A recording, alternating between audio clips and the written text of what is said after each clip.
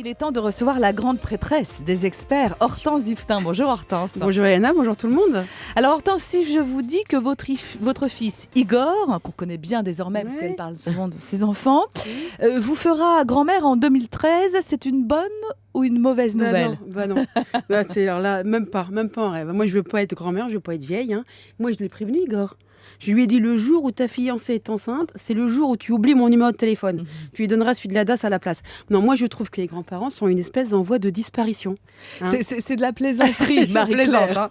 Je plaisante, mais je le pense vraiment. C'est comme ça.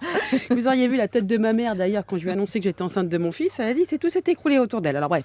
Donc moi, je trouve que les grands-parents sont une espèce en voie de disparition. Le grand-parent type, j'entends, les cheveux gris ou bleus, la blouse à fleurs, les charentaises, celui qui habite à la campagne et qui ne voyage pas, qui ne travaille pas ou plus, et qui se fait une joie de prendre vos enfants n'importe quand. En deux mots, celui qui est content d'être vieux. Alors celui-là de grands-parents a tendance à disparaître, voire ne plus exister du tout.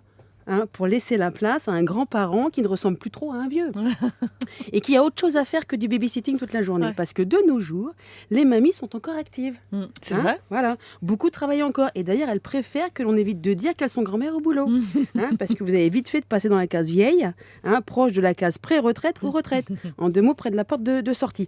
Parce qu'il n'y a pas plus fou que le « vous êtes grand-mère, mais vous faites si jeune ». Traduction « je vous imaginais pas si vieille, mais maintenant que vous me le dites, c'est vrai que… » quand même, voilà.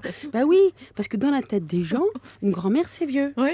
Alors c'est horrible parce que quand vous devenez mamie, vous perdez votre jeunesse, mais souvent aussi votre identité. Il y a des mamies, on connaît même plus leur prénom. Et pour les différencier, on rajoute des petits adjectifs comme vieille, la vieille mamie. Comprenez, l'arrière-grand-mère. C'est comme ça qu'on fait chez moi, on ne sait plus de qui on parle. Dans la vieille, l'arrière-grand-mère, ça fait plaisir. Alors moi, je veux déjà pas que mes enfants m'appellent maman. C'est pas pour que n'importe qui m'appelle mamie. Mais enfin, Hortense, c'est quand même sympa, les petits. C'est chouette, les petits-enfants, d'avoir des petits-enfants. Oui, enfin, le petit enfant a du bon quand vous êtes très vieille et souvent seule. Là, l'enfant de votre enfant est le bienvenu pour vous emmener au cinéma ou au square pour vous donner à boire. C'est plus marrant que d'y aller toute seule parce qu'on a moins d'amis quand on devient vieux. Il ne reste plus que la famille. Sauf que l'enfant dépassé les 11 ans, à part s'il a perdu un pari ou un moins de la pâtée avec un petit chèque, chez mamie, le jeune, il y va pas trop. C'est comme ça, c'est la vie.